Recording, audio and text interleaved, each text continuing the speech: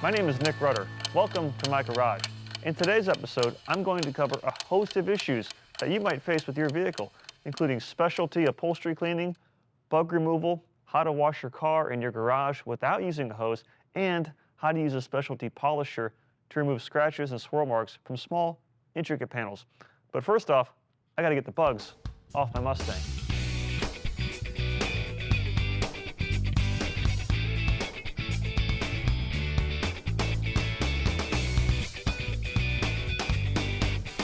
So a common issue that all of us face when we drive is we have bug splatter that lands on our vehicle. The front bumper, the hood, the windshield, and what will happen over time is if the bug splatter is not effectively removed in a timely manner, it'll actually cause etching in the paint.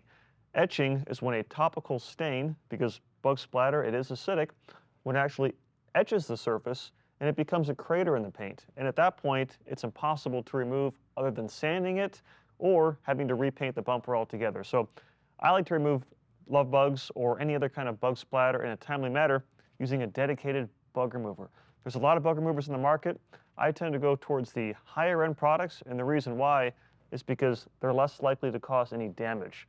The lower end, less expensive products could possibly stain your paint or your plastic, so choose a high quality bug remover when you do this process.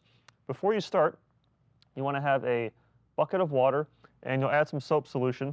I like to use a Graphene auto wash, and the reason why is because it's really slick and it produces a ton of foam. So I'll add some wash to my bucket, which already has a couple gallons of water, and then I'll take my grid insert and use this to activate the foam. And I'm going to remove these bugs using a chemical and a mechanical method. The chemical method is going to be using a bug remover. The mechanical method is using a bug sponge. So there's a lot of different bug sponges on the market. I like to use this type right here. This is a roadkill bug scrubber, and the way this works is it's a specialized open cell honeycomb foam, and when you first feel it, when it's dry, it's really coarse and really aggressive.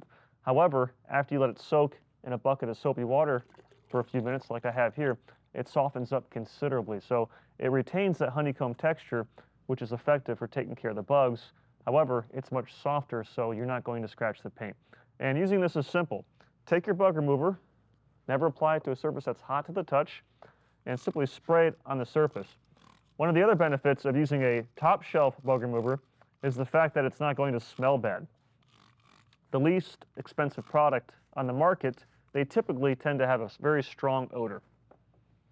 So you spray it on, and depending on how bad the bug stains are, let it sit for a minute, sometimes 2 minutes, and then take your bug sponge here, and you want to have a lot of soapy solution on it for ample lubrication, and then very gently go over the face of the bumper. Now, I'm not scrubbing. I'm just letting the bug sponge and the chemical do the work for me. It's not like I'm trying to remove baked down lasagna on a glass stovetop. I'm being very gentle and methodical with my process. And you'll notice that the bugs come off usually with 1 or 2 passes. And you can use a sponge like this on all exterior surfaces, including glass and chrome and paint and plastic trim. And then make sure you dunk it frequently, like I said, for ample lubrication. And what I really like about the sponge is that you can conform it to fit in hard to reach areas where a regular sponge or one of those microfiber mitts simply wouldn't fit.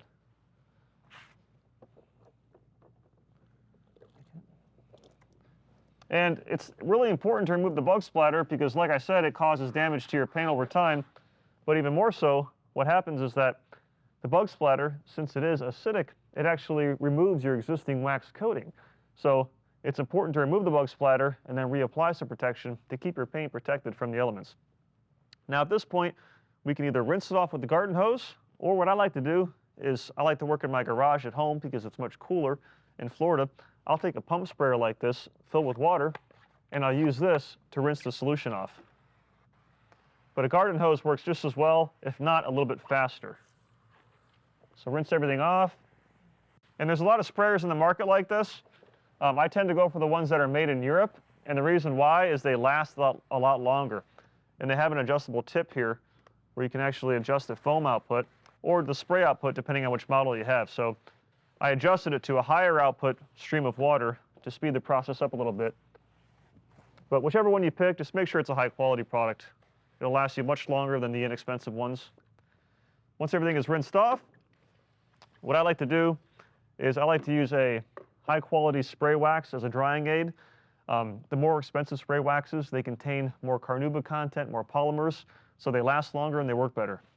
And you can use it as a drying aid. So while the paint is wet, spray it on, and then I'll take a soft, plush microfiber drying towel and I'll simply dry the paint.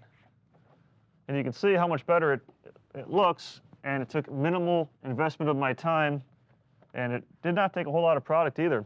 And the bug splatter is gone, and more importantly, my paint is once again shiny, and it's also protected. So the next step is to give the entire vehicle a rinseless wash, but first off, I have to finish removing the bugs.